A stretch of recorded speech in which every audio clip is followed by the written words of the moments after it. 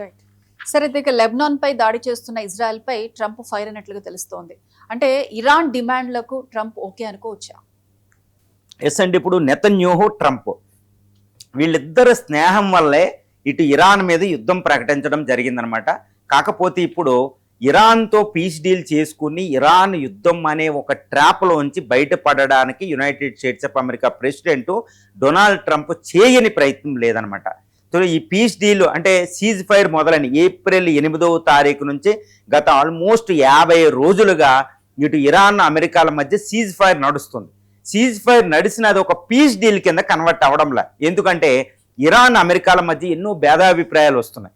ముఖ్యంగా ఇప్పుడు ఏంటంటే ఇరాన్ అమెరికాతో చేస్తున్న అన్ని పీస్ డిస్కషన్స్ని మొత్తం స్టాప్ చేసేసింది. ఎందుకంటే ఇజ్రాయెల్ ఇప్పటికీ కూడా లెబనాన్ మీద, అంటే ఇజ్రాయెల్కి నార్త్ దిక్కునున్న లెబనాన్ మీద ఈ Iranian prime minister Benjamin Netanyahu ఇప్పటికీ మానలేదు. అది మానేంతవరకు మేము మీతో పీస్ డిస్కషన్ కూడా చేయమని ఇరాన్ నిలుపుదల చేసి కువైట్లో ఉన్న అమెరికా ఎయిర్ బేస్ మీద అటాక్ చేయడం జరిగింది. అమెరికా ఒక జెట్ ఫైటర్ను కూడా కూల్చేయడం జరిగింది. అది F-15 ఫైటర్ అనమాట. ఇప్పుడు ట్రంప్కి లేనిపోయిన విపత్తు వచ్చింది. లేదా ఎందుకంటే యుద్ధం ప్రారంభించాలి, లేదా ఇరాన్తో పీస్ డీల్ కుదుర్చుకోవాలి.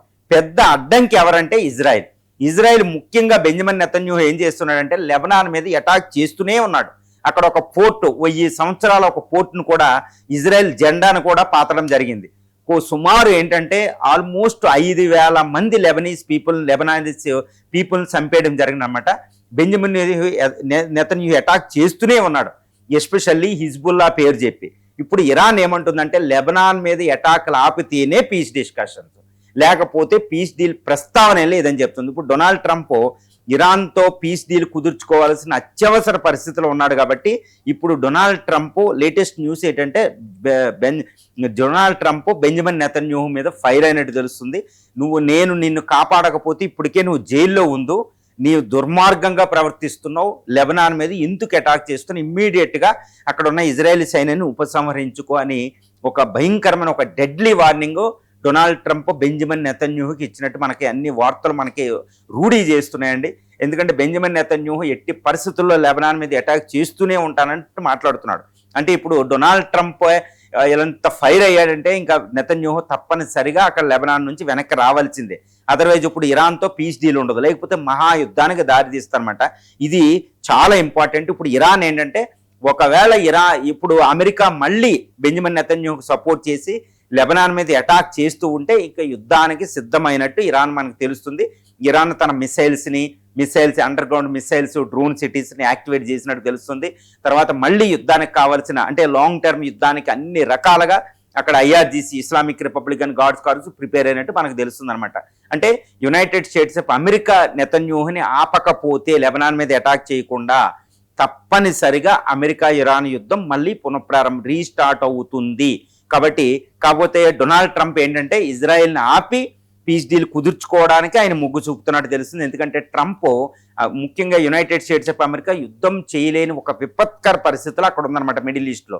కాబట్టి బెంజమిన్ నెతన్యాహుకి ఇంకా రోజులు దగ్గర పడినాయని మనం చెప్పొచ్చు. ఎందుకంటే బెంజమిన్ నెతన్యాహుకి ఇంటర్నల్గా ఇజ్రాయెల్లో మనం చూస్తే ఆయన ఒక్కసారి యుద్ధాన్ని ఆపగానే ఆయన మీద అవినీతి ఆరోపణల కేసు, తర్వాత 2023లో అక్కడ గాజా స్ట్రిప్ నుంచి ఇజ్రాయెల్ మీద జరిగిన అటాక్కి ఇంటెలిజెన్స్ ఫెయిల్యూర్ అనే 2 కేసులు చాలా తీవ్రంగా ఉన్నాయన్నమాట. కాబట్టి ఇప్పుడు క్యాన్సర్ పేషెంట్ కూడా ఆయన కొయిలేషన్ గవర్నమెంట్ నడుపుతున్నాడు. యుద్ధం లేని మరుక్షణం ఆయన రిజైన్ చేయవలసిన పరిస్థితి వస్తుంది. ఆయన మీద అవినీతి ఆరోపణలు, తప్పనిసరిగా జైలుకి వెళ్లాల్సిన పరిస్థితి అనమాట. ఎందుకంటే ఇజ్రాయెల్లో డెమోక్రటిక్ గవర్నెన్స్ ఉంటుంది, డెమోక్రటిక్ అది నియంతృత్వం కాదు, తప్పనిసరిగా జైలుకి వెళ్ళాలి. కాబట్టి ఆయన యుద్ధాన్ని ఆపుతులేదు. కాబట్టి ఒకవైపు ఇప్పుడు యుద్ధాన్ని ఆపాల్సిన విపత్కర పరిస్థితి వచ్చింది, యుద్ధాన్ని ఆపడం ఆయన జైలుకి వెళ్ళడం అనమాట.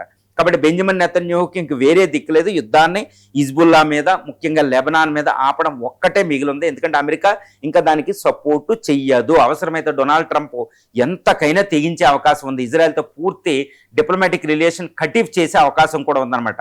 ఇది ఇరాన్కు ఒక అతిపెద్ద విజయంగా మనం చెప్పవచ్చు. ఎందుకంటే ఇరాన్ ఒక అతిపెద్ద కండిషన్ పెట్టింది, ఇజ్రాయెల్ లెబనాన్ మీద అటాక్ చేయకూడదు, గాజా మీదే అటాక్ చేయకూడదు. అంటే హిజ్బుల్లాని, లెబనాన్ని, హిజ్బుల్లాని, యమన్ని, హౌతీస్ని రక్షించుకోవడానికి నేను ఎంతవరకైనా వెళ్తానంది.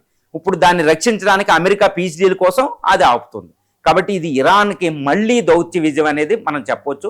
పీస్ డీల్ మాత్రం 100కి 100% కొన్ని రోజుల్లో పీస్ డీల్ అయ్యే అవకాశం ఇప్పుడు అమెరికా ఇరాన్ల మధ్య అయితే అక్కడ ప్రస్తుత పరిస్థితులు మిడిల్ ఈస్ట్లో ఉంది.